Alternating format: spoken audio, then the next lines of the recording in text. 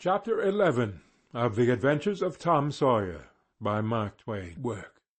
Close upon the hour of noon, the whole village was suddenly electrified with the ghastly news.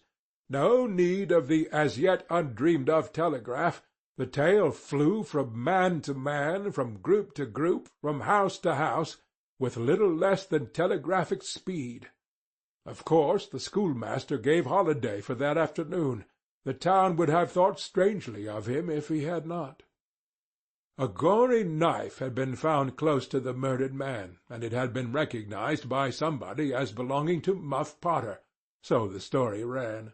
And it was said that a belated citizen had come upon Potter washing himself in the branch about 1 or 2 o'clock in the morning, and that Potter had at once sneaked off.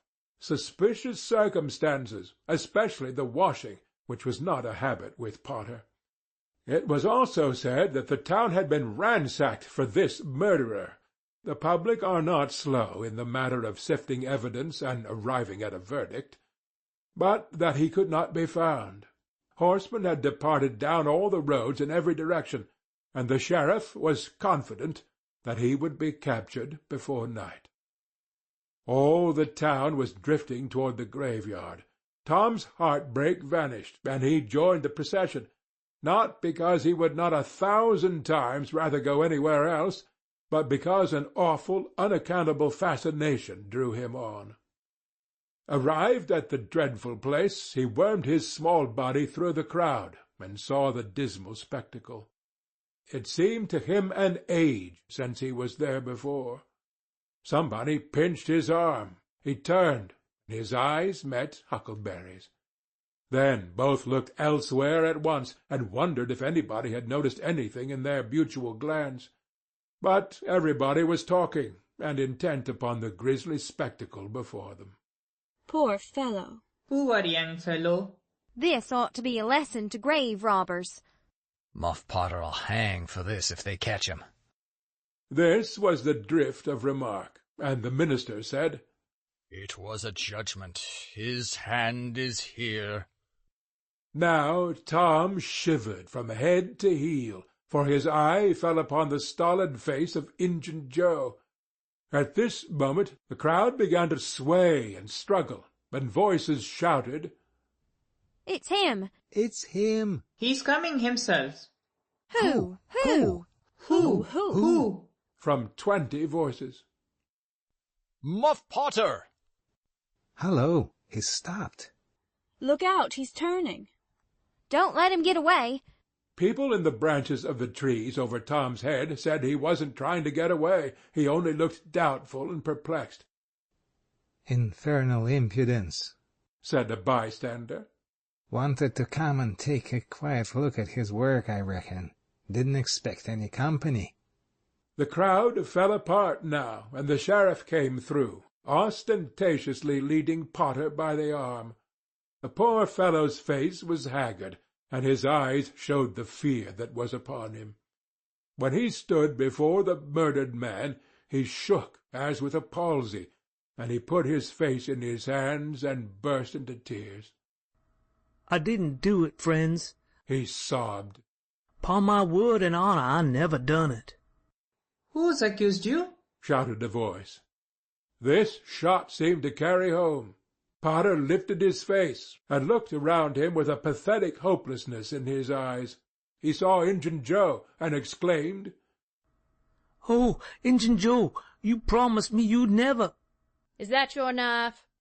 And it was thrust before him by the sheriff. Potter would have fallen if they had not caught him and eased him to the ground. Then he said, "Something told me if I didn't come back and get—" He shuddered, then waved his nerveless hand with a vanquished gesture, and said, "Tell him, Joe, tell him. It ain't any use any more."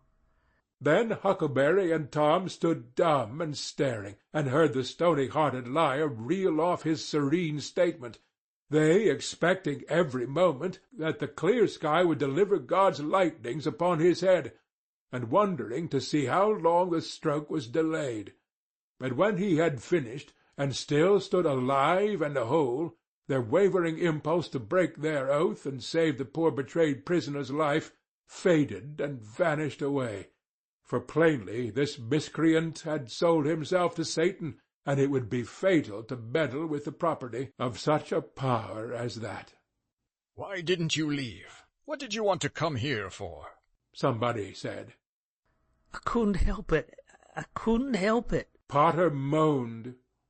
I wanted to run away, but I couldn't seem to come anywhere but here. And he fell to sobbing again. Injun Joe repeated his statement just as calmly a few minutes afterward on the inquest, under oath, and the boys, seeing that the lightnings were still withheld, were confirmed in their belief that Joe had sold himself to the devil. He was now become, to them, the most balefully interesting object they had ever looked upon, and they could not take their fascinated eyes from his face. They inwardly resolved to watch him nights when opportunity should offer, in the hope of getting a glimpse of his dread master. Injun Joe helped to raise the body of the murdered man and put it in a wagon for removal, and it was whispered through the shuddering crowd that the wound bled a little. The boys thought that this happy circumstance would turn suspicion in the right direction, but they were disappointed, for more than one villager remarked, "It was within 3 feet of Muff Potter when it done it." Tom's fearful secret and gnawing conscience disturbed his sleep for as much as a week after this, and at breakfast one morning Sid said, "Tom, you pitch around and talk in your sleep so much that you keep me awake half the time." Tom blanched and dropped his eyes. "It's a bad sign," said Aunt Polly gravely. "What you got on your mind, Tom?" Nothing I know of." But the boy's hand shook so that he spilled his coffee. "And you do talk such stuff," Sid said. "Last night you said, 'It's blood, that's what it is.'